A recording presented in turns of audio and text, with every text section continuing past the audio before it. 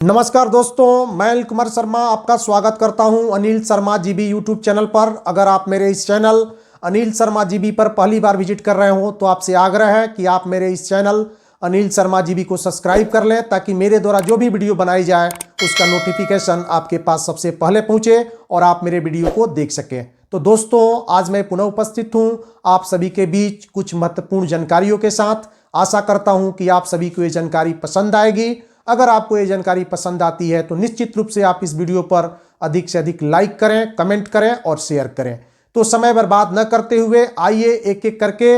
एक एक बिंदुओं को देखते हैं। तो आप सभी जानते हैं कि बिहार में धीरे धीरे जो है ठंड का मौसम बढ़ता जा रहा है और कुछ ऐसे जिले हैं जहां ठंड का प्रकोप जो है ज़्यादा है। उस स्थिति में जो छोटे बच्चे हैं उनके स्वास्थ्य पर प्रतिकूल प्रभाव पड़ रहा है। इसी को ध्यान में रखते हुए पश्चिम चंपारण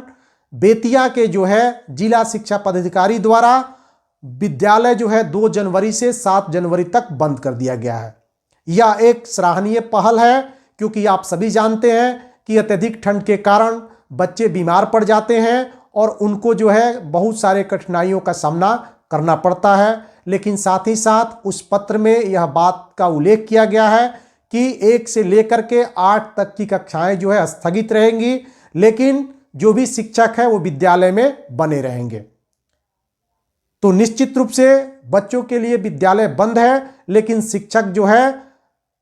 प्रतिदिन की भांति विद्यालय में 9 से 5 तक बने रहेंगे। आगे बढ़ते हैं और देखते हैं दूसरी सबसे महत्वपूर्ण खबर जो आ रही है वह यह है कि बहुत सारे हमारे दर्शकों का डिमांड या बहुत सारे दर्शकों द्वारा यह मांग की जा रही थी कि आप जो है एक इस प्रकार का वीडियो बनाइए जिससे आप इस प्रकार का वीडियो बनाइए जिससे स्पष्ट हो जाए कि बीपीएससी के माध्यम से TRE 1 में जो नियोजित शिक्षक क्वालिफाइंग किए हैं, क्या उन्हें सक्षमता परीक्षा देनी पड़ेगी या नहीं देनी पड़ेगी। तो यहाँ मैं हमारे बिहार के जितने भी नियोजित शिक्षक हैं उनको मैं ये बता दूं कि आप बीपीएससी के माध्यम से TRE 1 में जो है क्वालिफाई है, ये अच्छी बात है। लेकिन जब तक विशिष्ट शिक्षक नियमावली आपके सामने नहीं आई थी तब तक शिक्षा विभाग का ये मानना था कि जो भी नियोजित शिक्षक बीपीएससी के माध्यम से सफल हुए हैं उन्हें सक्षमता परीक्षा देने की जरूरत नहीं है।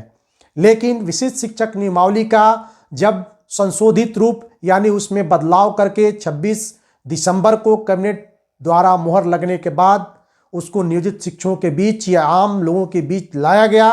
तो उसमें और जब उसको गहनता से देखा गया तो उसमें एक बात का जो है उसमें इस बात का जिक्र था कि नियोजित शिक्षकों का वरीयता या स्थानांतरण उनके मेधा अंक के आधार पर जो है किया जाएगा।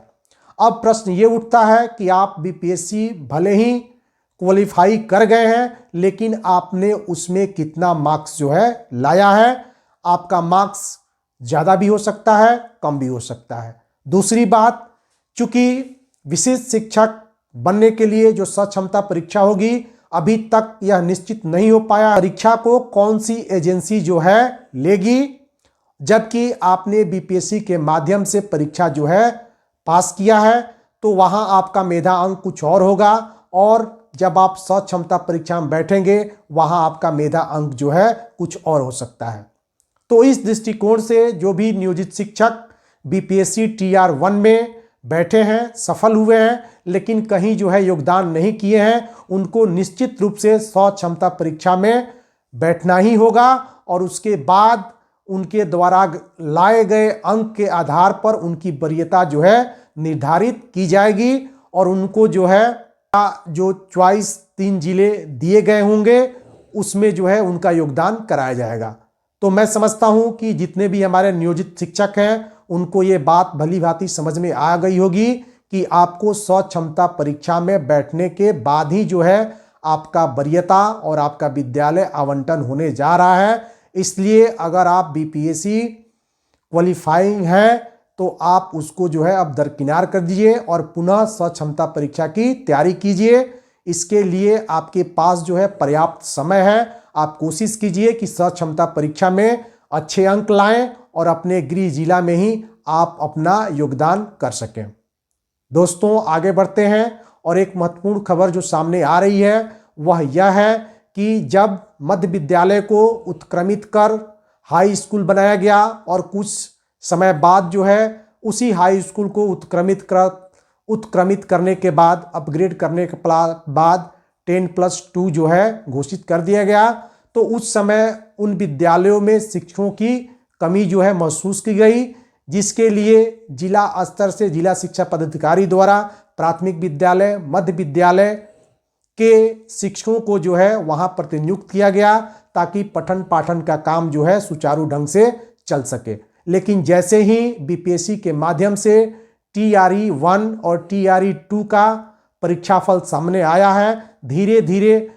जहां शिक्षकों का अभाव था उस विद्यालय में विषयवार शिक्षक जो है आने लगे हैं। अतः अब जितने भी प्राथमिक और मध्य विद्यालय से आए हुए 10+2 में शिक्षक हैं वे अब यह मान करके चलें कि जैसे ही उनके विषय के यानी आप जो विषय मध्य विद्यालय या माध्यमिक विद्यालय में पढ़ा रहे थे, अगर उसके शिक्षक उस विद्यालय में आ गए हैं तो निश्चित रूप से आपको अपने मूल विद्यालय में लौटना पड़ेगा। इससे संबंधित एक पत्र आज सिवान जिले से जो है वहां के जिला शिक्षा पदाधिकारी द्वारा जारी किया गया है कि वैसे प्राथमिक और मध्य विद्यालय के शिक्षक जो कि प्रतिनियोजन पर दूसरे विद्यालय में पढ़ा रहे थे, अगर वे जो विषय पढ़ा रहे हैं और उस विषय के शिक्षक बीपीएससी के माध्यम से आ गए हैं तो तत्काल प्रभाव से उस विद्यालय के प्रधानाध्यापक उनको विरमित करते हुए मूल विद्यालय में भेज दें। तो निश्चित रूप से यह एक अच्छी बात है कि जिस विद्यालय में विषयवार शिक्षकों की कमी है वहां पर जो है शिक्षक आ चुके हैं, योगदान कर चुके हैं और प्रारंभिक विद्यालय के शिक्षक अपने मूल विद्यालय में लौट करके अब अपने विद्यालय के बच्चों के बीच रहेंगे और उनके पठन पाठन का स्तर जो है और ऊंचा करने का प्रयास करेंगे। तो दोस्तों आज के वीडियो में इतना ही, फिर मिलते हैं किसी अन्य वीडियो में, तब तक के लिए नमस्कार।